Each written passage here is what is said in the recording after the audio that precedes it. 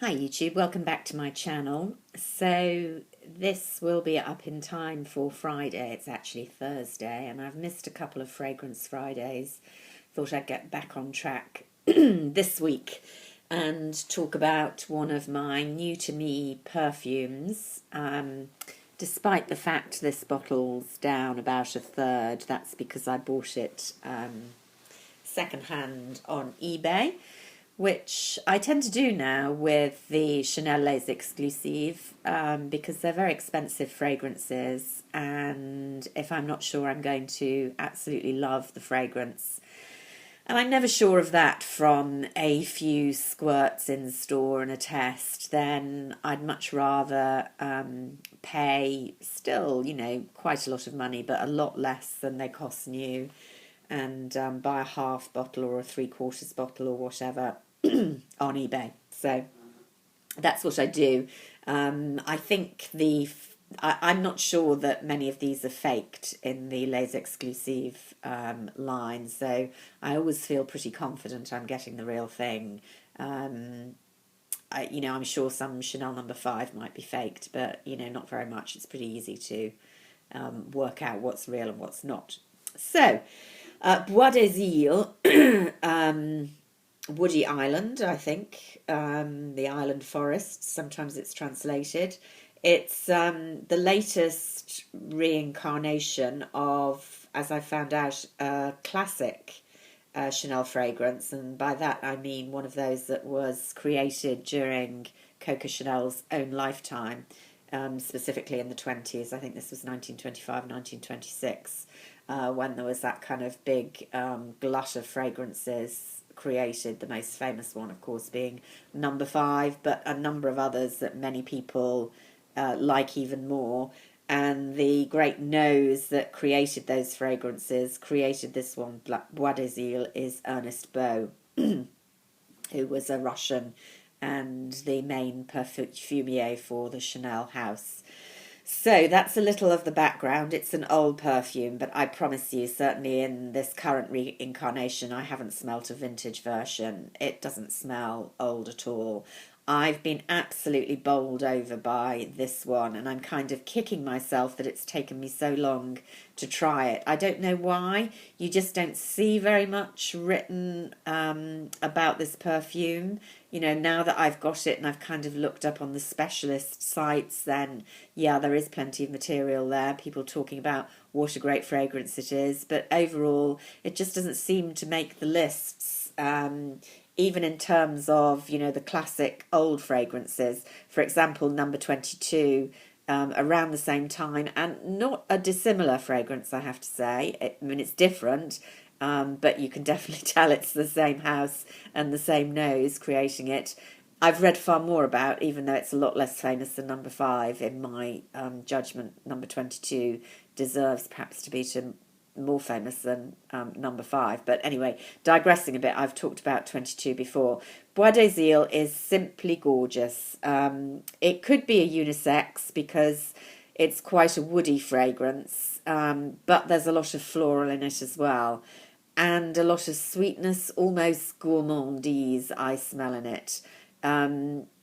Just a really beautifully balanced, multi-layered fragrance to me. If I tell you what the notes are supposed to be, the top notes are aldehyde, bergamot, neroli and peach. So that's sounding quite fruity and summery. Of course it isn't at all. And I would say the dominant top note is the aldehyde, which, if you're familiar with typical Chanel fragrances, it's very typical. I'm just giving myself a little sniff to kind of remind myself. That kind of airy, powerful aldehyde that Chanel is so good at. Then the heart is supposed to be jasmine, again a common Chanel, rose, lily of the valley, woody iris, again a very common Chanel note, and yang yang.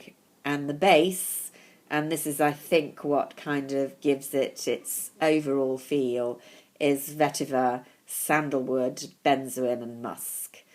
So I Love most of those notes. I have to be careful with vetiver. I don't like it too high in a perfume's composition. It can smell a bit soapy to me, but it certainly doesn't in this one.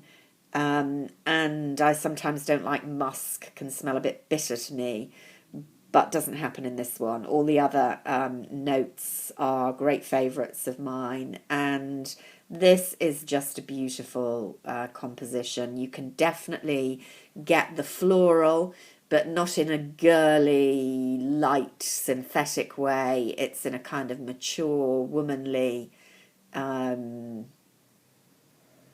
burst of floral amidst the very, very clear benzoin and sandalwood.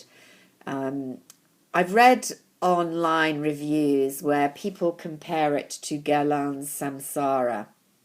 Now, I don't get that at all. I mean, I get the sandalwood in this, and I get sandalwood very much more powerfully in Samsara. I don't hate Samsara, but I find it a much more kind of direct, I won't say one note, but less blended perfume than this Bois des Iles. So if you read about that and are kind of put off by it, I don't think you should be, because that's certainly not how it smells on me. But definitely the sandalwood is there, so you've got to like sandalwood, but it's a nice, creamy, not acidic sandalwood. I think this is a perfect fragrance for this time of year, because it's blending the kind of floral that you still, or I still want to smell in the autumn. It's not quite winter yet. It's not completely dark and dreary when I want completely warming, woody, incense, gourmandise kind of perfume, spicy. That's coming, and you've got a bit of that with the sandalwood and the vetiver and the benzoin there. But you've also got the kind of uplifting florals. So just perfect for autumn, but definitely you could wear it in the winter as well. It's not really, I guess, I don't think, a summer perfume, but, you know, I'm loving it. Moderate silage, I would have said. You can definitely smell it. I can smell it on me for quite a while. Decent last, actually. I know people complain about Les Exclusives, and I don't think they're the most lasting fragrances, but this is better than some in the range for sure. Yeah, I can't say enough good things about it. I'm slightly obsessed. So, you know, perfume, as I always say, very personal thing. It won't be for you if you don't like woody fragrances, because there's definite woodiness there. It won't be for you if you don't like Chanel fragrances, because it definitely smells of Chanel. It's got that aldehyde iris composition that is classic Chanel. But I don't think if you smelt it, you'd scream, oh my God, you know, it's knockoff number 5 or whatever. But if you like Chanel and you like woody fragrances and you like something a bit more complex and grown up, then this one is definitely worth a sniff. So the next time, if you're in a Chanel boutique and you're faced with, you know, all those Les Exclusives, I don't know how many there are now, I'm guessing about 15, 16, something like that. This is the one that I just have never tried, and I don't know why. So don't make my mistake. Get in there and give this one a sniff, because it's definitely one to treasure for this time of year, in my opinion. Now, I'm just teasing you here with one Rouge Allure ink. I've in fact bought 2 of these. I bought them yesterday. I have tried them, but not enough to talk about them yet. But I will be in the next few days if I get a chance, when I've had a little more of a go at testing them. Until then, bye for now.